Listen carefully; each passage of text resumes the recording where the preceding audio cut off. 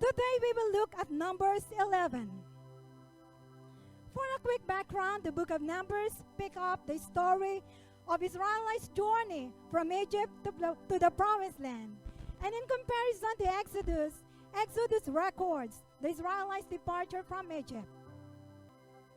This morning, let us reflect on the arms of God, the powerful arms of God. Our main verse is Numbers 11:23, which says, "And the Lord said to Moses, Is the Lord's arm too short? Now you shall see whether what I say will happen to you or not." Notice that it says arm, while other versions says hand. Has the Lord's hand been shortened? The hand is what provides. The hand is what gives out.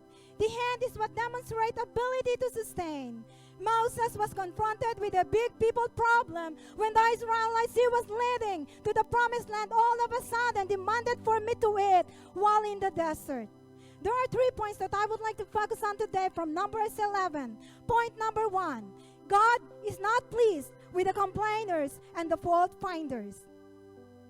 Numbers 11:1-3 says, "Soon the people began to complain about their hardship." Let me wait for them. Numbers 11:1-3. "Soon the people began to complain about their hardship, and the Lord heard everything they said. Then the Lord's anger blazed against them, and he sent a fire to rage among them. He destroyed some of the people in the outskirts of the camp. Then the people screamed to Moses for help, and when he prayed to the Lord, the fire stopped." Why did the Israelites complain? On their way to the Promised Land, the Israelites began to feel sorry for themselves. They complained about their hardships in the hearing of the Lord. This is despite they have seen God provided manna every single morning so that there is no hunger in the camp of Israel. This is despite they have seen God make water from a rock so that there is no thirst, even in the heat of the desert. They complained despite seeing God's pillar of cloud protecting them at night and leading them by day. They complained despite seeing God destroy Pharaoh and his army, the world's most powerful army at that time. They complained despite seeing the mighty works of the hands of God. Sometimes we have everything we need, but we don't realize we have them all. We don't need to be complainers and fault finders. It is easy to see what is wrong in a situation. It is easy to see what could be done better. Naturally, we tend to look at the negative. Just our natural minds tend to always gravitate to the negative. And it causes us to find fault. But we don't want to be complainers and fault finders because we know it does not please God. From the general complaints about the hardships, the Israelites moved to specific complaints about food, so much so that food became more important than their freedom. Numbers 11:4-6. If we can go there, please. Numbers 11:4-6. "Then the foreign rabble who were traveling with the Israelites began to crave the good things of Egypt, and the people of Israel also began to complain.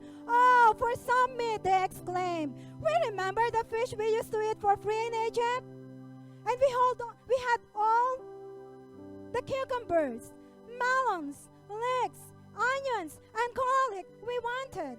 But now our appetites are gone. All we ever see is this manna.'"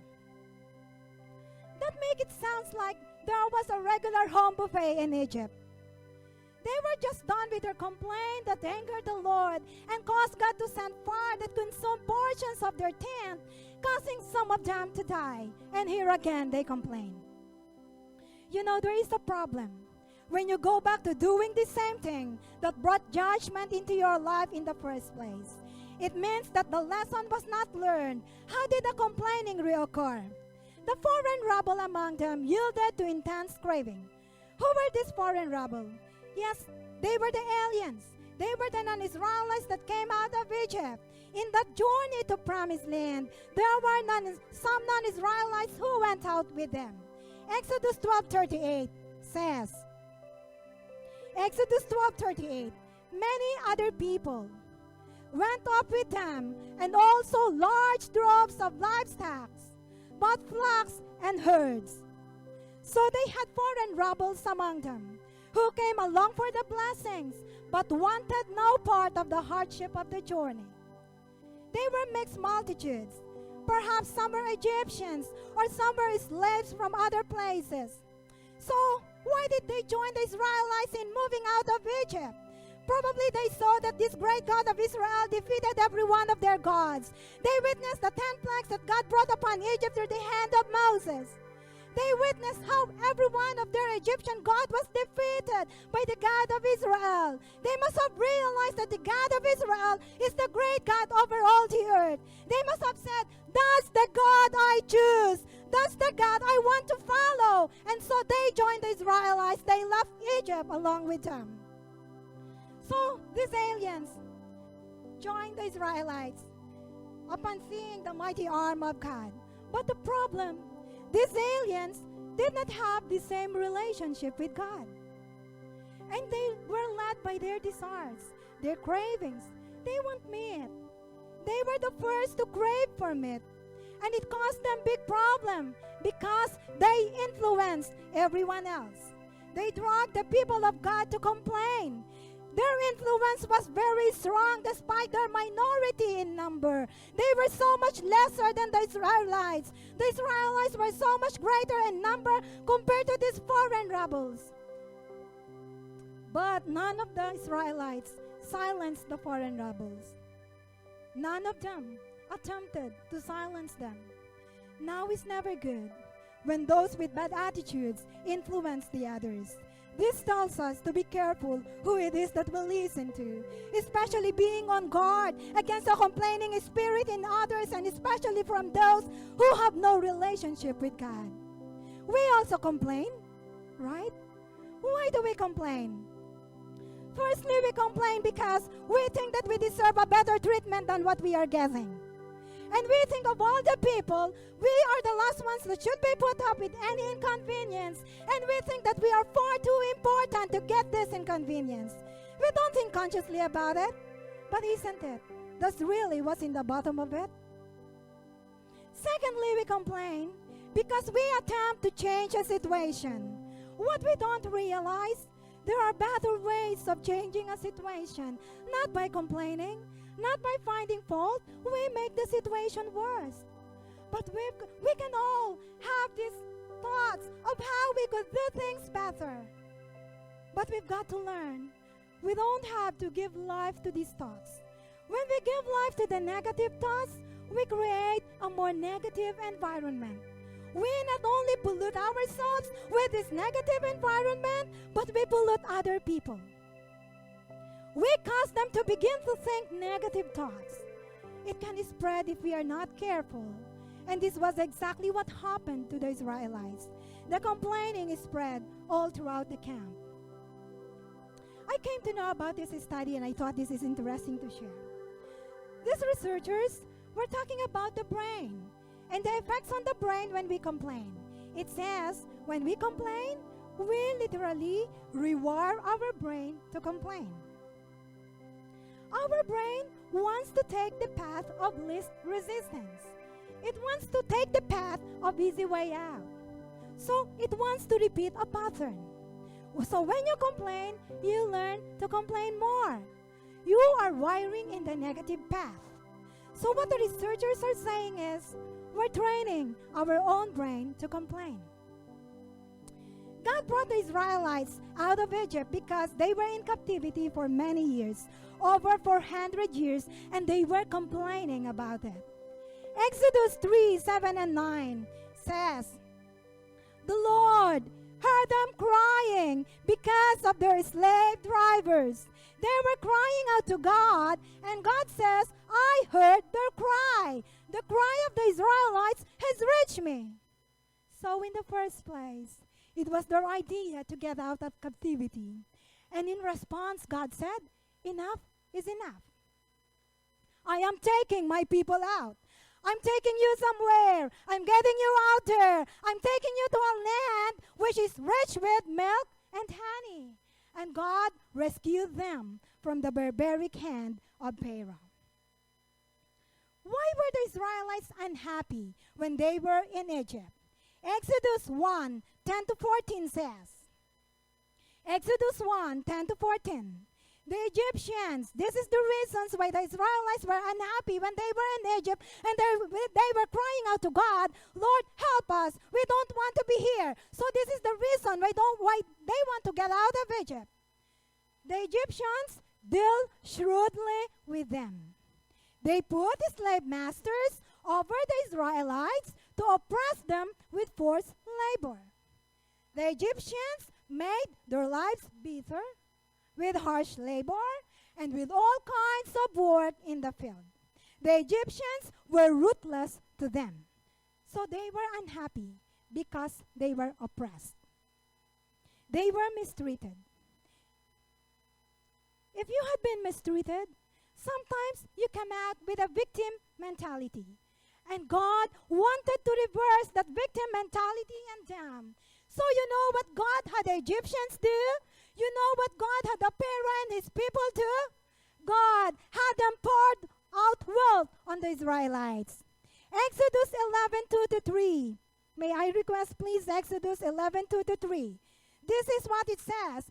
God poured out wealth to the Israelites. God made the Egyptians favor the Israelites, and they poured out wealth upon them. Exodus 11:2-3. Told the people that men and women alike are to ask their neighbors for articles of silver and gold. The Lord made the Egyptians favorably disposed toward the people, and Moses himself was highly regarded in Egypt by Pharaoh's official and by the people. So there was favor in them. The favor of the Lord was with the Israelites. Then it goes on to say in Exodus 12:32-36, I will just quote this. They left with gold and silver and cattle and sheep and goats and with rich gifts from the Egyptians. The Lord caused the Egyptians to look favorably on them, and the Egyptians gave everything they asked for. The favor of the Lord is upon the Israelites. You know, it is really different when the favor of God is resting upon us. It can turn the situation around. So what does it mean for their journey? When they left Egypt, they didn't live with nothing. They left well equipped. And with a high spirit, they departed Egypt. They got to the Red Sea, and God parted the Red Sea. They walked through on dry land, and they were on their way to the promised land. Everything was going well. They were provided. I got the favor. There was a problem. There is no way. God made a way for me. So everything was going well. But on their way, they started seeing some things that could be done better. Aaron, they are complaining about the leadership. They questioned the leadership. Note, when God was taking them to the promised land, when they left Egypt, God already ordained to get them there. God knew God's intention was for them to get to the destination as quick as they can. I want to encourage us today. If we can train our brain to complain, we can train our brain to see God and how He can work in a situation. We can train our brain to believe that God can do something, can do even the most impossible thing. Sometimes we want something new. That's okay, but we've got to be grateful for everything we have. We don't need to live what we have because we want to chase something that we don't have. We want something better. We want something bigger. We want to go to the next level, but we don't want to do what it takes to get to that next level. Yes, I want a job promotion, but I don't want to work any extra hours though. Oh, I want to have a good job. I want to be a successful person someday. I want to be like my aunt. She is successful. He is successful. But I don't want to study hard. I don't want to complete school because it is expensive. I don't want to finish school because it takes a long time to complete. But I want to be like my aunt. She is successful. I want to be like her. But I don't want to do it this and that. I want a pay raise. But I don't want increasing responsibilities. I don't want to travel. I don't want that they ask me, oh, you have to fly to New Zealand. I don't like it. Oh, if I could have a husband, my life would be complete. Oh, man, I'm waiting for my man. But I don't want to cook for him, though. We want things, but we don't want what it takes to have those things. And this was their dilemma. They wanted out of captivity, but they didn't want to face the trials to get out of it. We are like that. We ask God for something bigger, but in little disappointments, we get discouraged and we become unfaithful. You are going to where God is leading you, not by complaining, but by staying on the course, by staying on course, by being grateful and being faithful. There is no turning back. Why? God has already taken you out from your own world of slavery, and He's bringing you to a land full of milk and honey. Yes, there are giants on the way, but He is ready to kill them for you. Always remember the blessings of your future exceeds the blessings of your past. There is no reason to turn back. Philippians 4:6 says, Philippians 4:6, present your request to God with thanksgiving in your heart. Do not be anxious about anything, but in every situation, by prayer and petition, with thanksgiving, present your request to God. Can you imagine if they would have said, Lord, this manna that comes every day, it makes me feel like, do you think you can send some quail, God? Thank you, Father, for this manna dough. But if you don't send some quail, I know you are going to get me to where I am going. In short, God is not pleased with the complainers. God prolongs the journey of the complainers. Point number 2. It brings a terrible burden upon the work of the Lord. Complaining brings a terrible burden upon the work of the Lord. Let us read Numbers 11:10-15. Numbers 11:10-15. Moses heard all the families standing in the doorways of their tents, weeping, and the Lord became extremely angry. Moses was also very aggravated, and Moses said to the Lord, why are you treating me, your servant, so harshly? Have mercy on me. What did I do to deserve the burden of all these people? Did I give birth to them? Did I bring them into the world? Why did you tell me to carry them in my arms like a mother carries a nursing baby? How can I carry them to the land you swore to give their ancestors? Where am I supposed to get meat for all these people?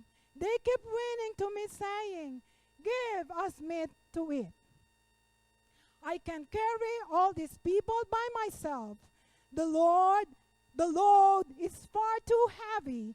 If this is how you intend to treat me, just go ahead and kill me. Do me a favor and spare me this misery. Wow, that was heavy. The grumbling of these people made Moses grumble and complain against God, asking God to relieve him of his duty. He is quitting. I don't want to lead you anymore. Right? He is resigning. And even relieve him of his life, if he has to put up with any more of these very ungrateful Israelites. Now Moses' burden is not just with the people. Because of the people complaining and the bad attitude of these people toward Moses, Moses now burdened himself.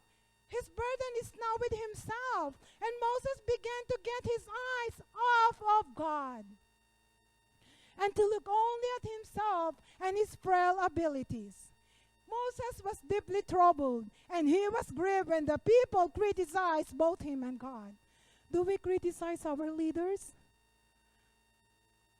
No, because CLG, we are history makers. We are encouragers, right? Very good.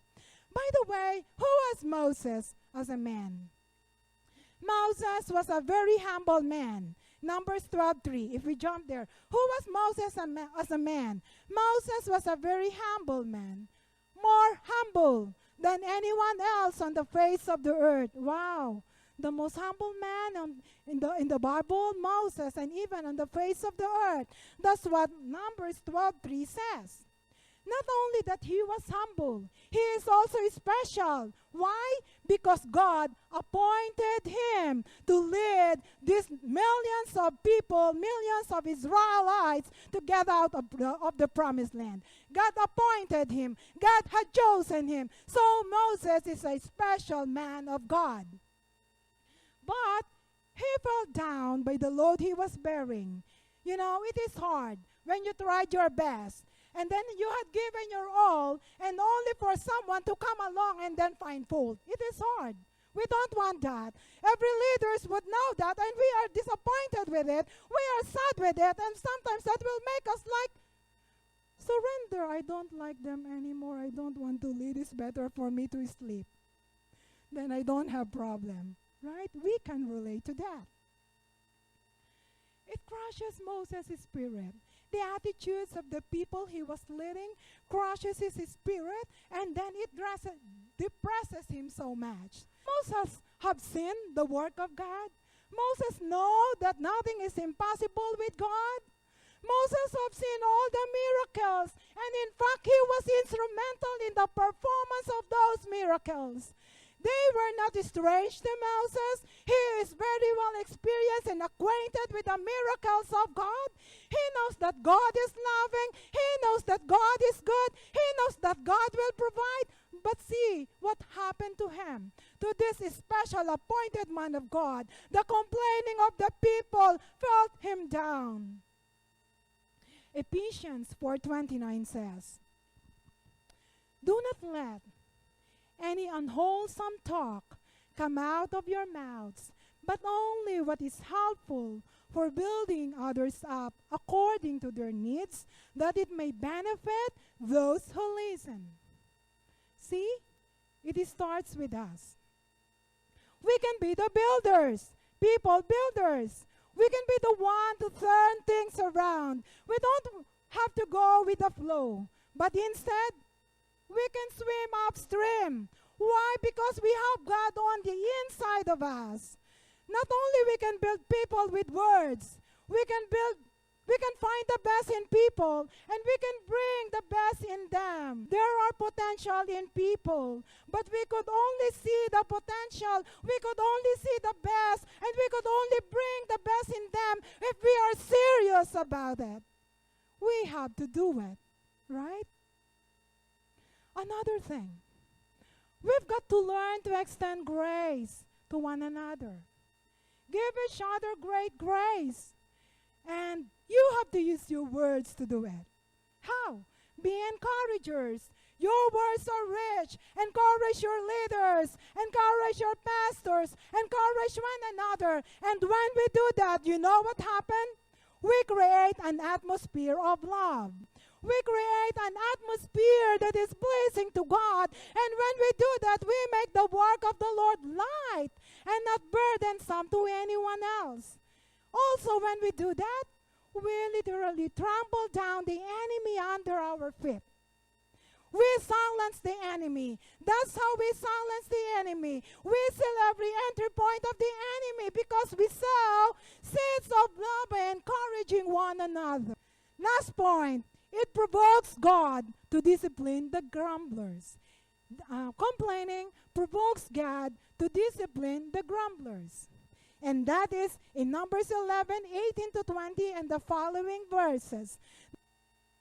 "And say to the people, purify yourselves, for tomorrow you will have meat to eat. You were winning, and the Lord heard you when you cried, 'Oh, for some meat.' We were better off in Egypt.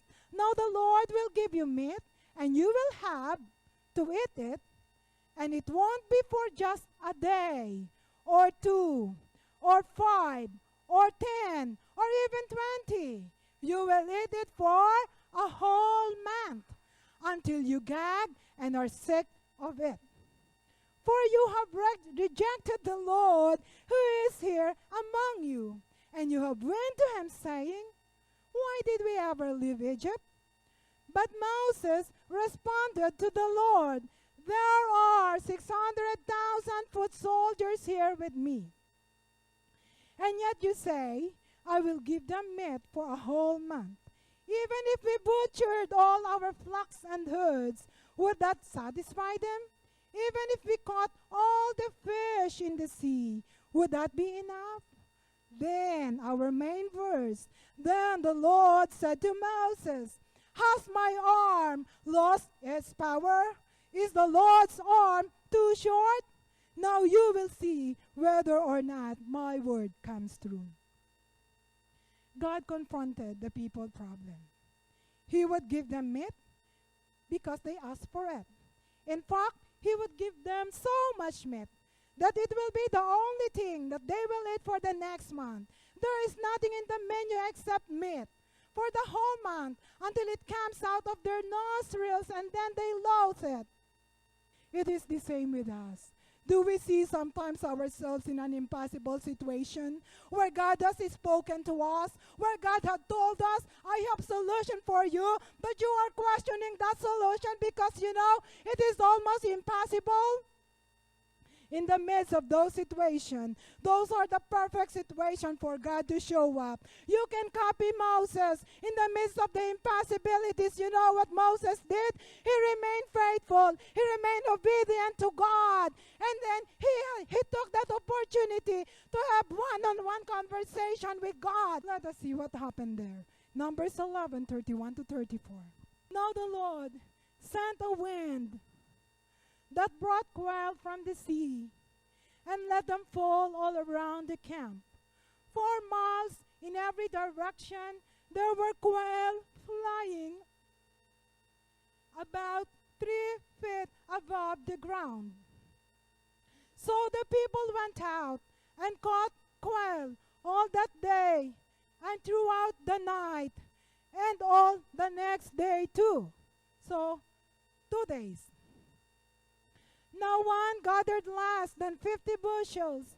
They spread the quail all around the camp to dry. But while they were gorging themselves on the meat, while it was still in their mouths, the anger of the Lord blazed against the people, and he struck them with a severe plague, so that the place was called Kibroth Hattaavah, which means graves of gluttony, because there they buried the people who had craved meat from Egypt. God sent quails. God has a solution, right? Moses was saying, where are we going to get them? Lord, where are we going to get them? This is multitude of people. So God sent quail. He sent blizzard of quails. Quails dropped all around the camp of Israel. And God filled the whole area with quail up to 3 feet deep. And imagine the Israelites' camp was not small. Their camp was comparable to a size of a city all by itself with millions of population. Their population, imagine, is about half of the population of the New South Wales. The New South Wales population as of 2018 was, when I checked it, was 7.89 million. And they were more than 3 million. So the people that Moses was living, craving for meat, is half of that. They did not trust that. So the people, what they did, the people stayed up for how long? 2 days straight. Why? To gather the quail. But God said it will be there for a month, right? But that is not in accordance with the Lord. God said, I will provide for you. These quails will stay there for a month. The pickings were so easy that the smallest amount gathered was 10 hammers, that is about 50 gallons each. But something had happened. But before they could swallow it, what did God do? God struck them down with a plague that many of them died. Why did God kill them? Because the people were so greedy. They disobeyed the Lord. The Lord struck them, and what it seems that He struck them with was the consequences of what they wanted to do in their complaints with God. The bad behavioral pattern, plus their ungrateful hearts, coupled with their disobedient attitude, provoked God to discipline them, provoked God to bring death to some of them. They got what they wanted, but they also got disciplined by the Lord. Some of them died along the journey, and then when they died, it means that their dreams to go to the promised land is gone. Right? We want to keep our promised land alive. We want to get the best that God is stored for us in our promised land. And we will get there by staying on course, by being faithful and obedient, as opposed to being complainers. And let us enjoy the journey wherever we are. Let us be those who are grateful and thankful. The arms of God is always ready to meet us in our wilderness moments and to perform miracles that we have never seen, miracles that is beyond our comprehension. God can do the most impossible thing in your life.